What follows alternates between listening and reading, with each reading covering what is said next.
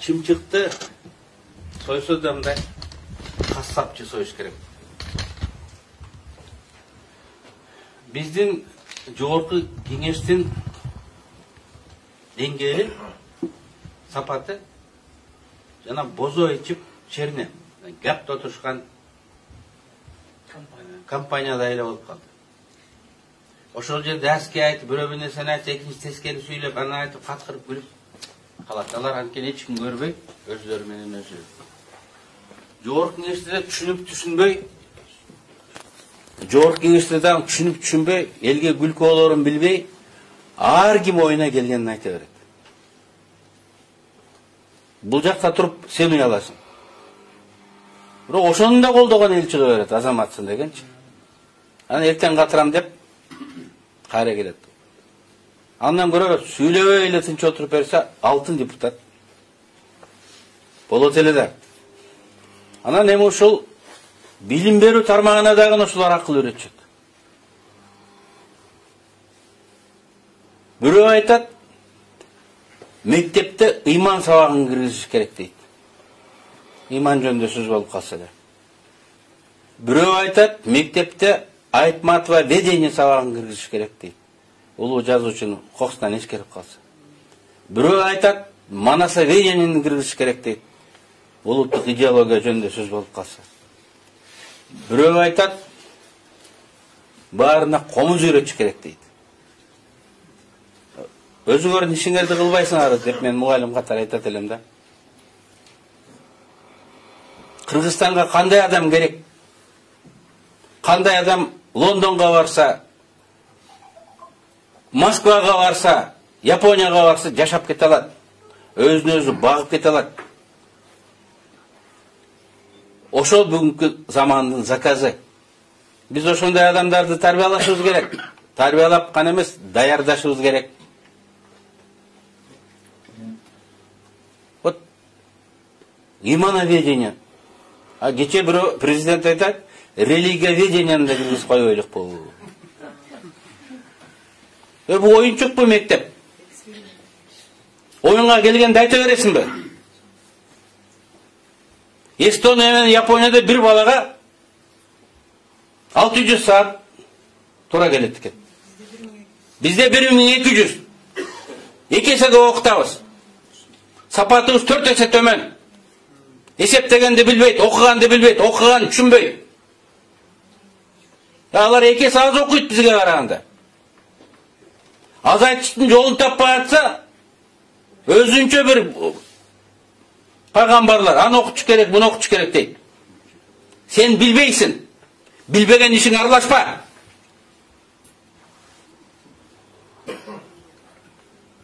Мына мен мектепте окугам. Окуган деле башым мугалимдер үчүн. Мугалим билим гана бербейт. Ал тарбиялайт. Ал тарбиялайт. Мисалы бизге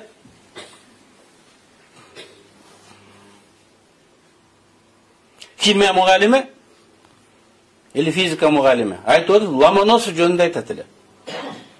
Буту жыртык, карда басып, үшүп, канча километр басып, шу Москвага келген бир бечаранын баласы. Ошол окуп билим алып, ошо академиянын президенти дүйнөгө белгилүү ачылыштарды жасаган чоң окумуштуу болду деп химия сабагында бир 5 мүнөт шундай берилип айтат эле. Ал бизди жылаңайлак мал багып жүргөн, пахта талашынан чыкпай жүргөн балдарга мечтать эткенге мүмкүндүк берет эле. Мен дагы ушинтип Бишкекке барып калсам, мен дагы окумуштуу боло алат экенмин dedi. Билим менен кошо ал, үмүт берет, тарбияша берет, мээнеткеч бол, жакшы оку. Эртеби кечпи жетесиң деп мугалим айтат, кошо кетет баары. Ошол жерде ыйманы бар. Ыйман ошол жерде берилет. Ошо окумуштун өмүр баяны жасаган иштери менен. Коперниктер өлүп кеткен. Жер күнүн айланасында айланат дегенде отты алдына отунду жийип үстүнө байлап, азыр сен өрттөйбүз. май коюп туруп. Мен жалган айткам. Мен билбептирмин. Жер айланбайт деп айт дегенде ал күйүп кетип айткан. Все таки земля вертится деп. Эми аны баарыбыз биз билебиз. Ошонун окуясын айтып берип, биз жаш балдарды тарбиялаган. Ийгиликке умтулгула, караңгылыктан кеткиле, фанатизмден кеткиле. Ошол окуясы менен. Мына мугалим кандай болуш керек? Ыйманын дагы, башкасын дагы ар бир сабакты берип кетип атканда айтасын. Кыргыз адабиятын же дүйнөлүк адабият боюнча сабак өткөндө жөн эле бир тууганыңдын китебин коюп койбой, ошол китептин каарманынын көз карашы менен, дүйнө таанымы менен динди да түшүндүрсөң болот. Ата энени сүйүүнү да түшүндүрсөң болот. Мекенди сүйүп өмүрүңдү бергенге чейин ошол каарманды айтып түшүндүрүшүң керек да. А бүгүн бизде ошондой китептерди тандап балдарга тарбия берип, ошонун ичинде адабият эле эмес, бар жанагы ыйманы да, дини да бар ошонун ичинде болуш керек.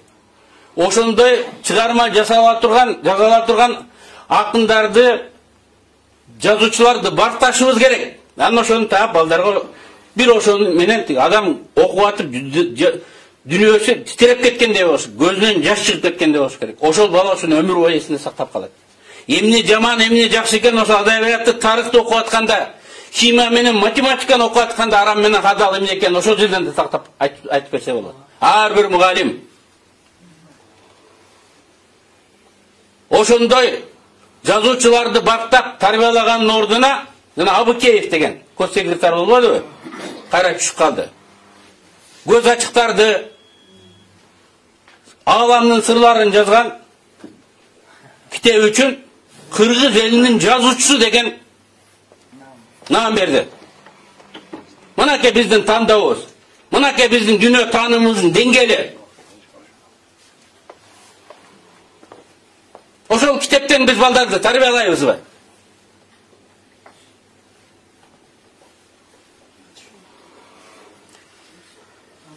Биз мектепте балдардын нагрузкасын азайтышыбыз керек. Бирок комплекстүү бериш керек. Адам ошону көргөндө жаш бала ыйлап түшүнүш керек. Эми аны азыр цифранын заманы. Кандай жакшынакай роликтер бар. Көрүп алып мен да келди ыйлайм. Интернетте бар, ютубта бар. Ошолардын программасын түзүп, совместный просмотр кылып, анан башын өткөндөрдү айтып берип, балдарды тарбиялоонун жолу бүгүн укмуш кеңирет. Мурун бир айылда бир мугалим окутса, азыр эң таланттуу мугалим Көлдө же Таласта туруп, бүткүл Кыргызстанды окуталат. Балдарды эмес, алардын ата-энелерин окута алат. Чубакты көргөндө көрүш керек. Ошондой мугалимдер пайда болуш керек. Чубакты көрөт элек го, угат элек го. Эмне үчүн ошондой мугалим жок? Эмне үчүн ошондой мугалимди тарбиялай албайбыз же сүйрөп алып чыгып пропагандалап элге көргөзө албайбыз? Тарбиялаш үчүн үлгү керек, образец. Ал элдер умтула турган. Эми умтулат деп туруп бир спортсменди мактап алып чыксаң, криминалдык авторитеттин атын айтып, ошол акама рахмат, ошол спонсор болуп мен чемпион болдум дейт. Дагы бирөөсүнө айтсаң рахмат, мынакей комнат үйдү мага тиги коррупционер деп жүргөн белгилүү адам берди, аман болсун дейт. Ушул үлгү. Ошолар бизди тарбиялайбы? Ошону КТРнен көргөзөт.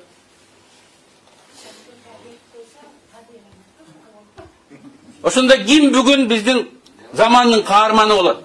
Балдар кимди ээрчийт? Мен ээрчийби, сиз ээрчийби? Сизге окшошкусу келеби же магабы? Же криминалдык авторитетке же коррупционерге окшошкусу келеби? Сөз менен эмес, иш менен жасаш керек. Билбеген ишиң аралашпа. Артык кылам деп тыртык кыласың. Чала молда дин бузат дегендер бар. Оун чыкпай отур. Көп сүйлөбө.